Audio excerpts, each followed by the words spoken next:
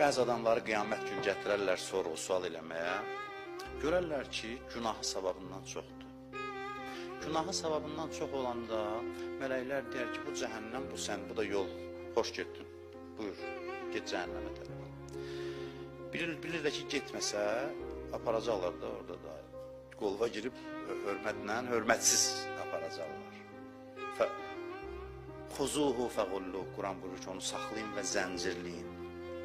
Summəl cəhimə səllu, aparın onu cəhənnəmə tərəf. Bəzi insanlar belə gedəcək. Bu neynir? Bu başını aşağı salır, gedir. Ədəbin orada da rolu var. Ədəbli adamdır. Başını aşağı salır, Allah dedi, gedirəm. Gedir, Allahdan nida gəlir mələklərdir. Saxlayın onu, qaytarın. Qaytarın. Deyirlər, ilahi, niyə? Deyir, qaytarın, çağırır, deyir ki, bunun bir əməli var ki, indi onu tərəziyə qoyacaq. Bütün günahlardan ağır gələcək və nicat tapacaq. Mələklər deyir, ilahi, əməl dəftərində görmədi axı. Deyir, onu bizim öz aramızdaydı. Bizim öz aramızdaydı.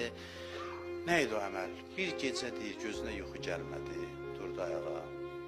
Oturdu bir küncdə boynunu büşdü, ilahi, mən günahkaram dedi, ağladı, gözündən yaş çıxdı.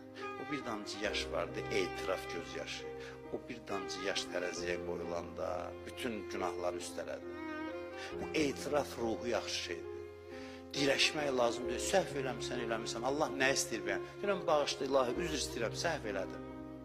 Səhv elədim.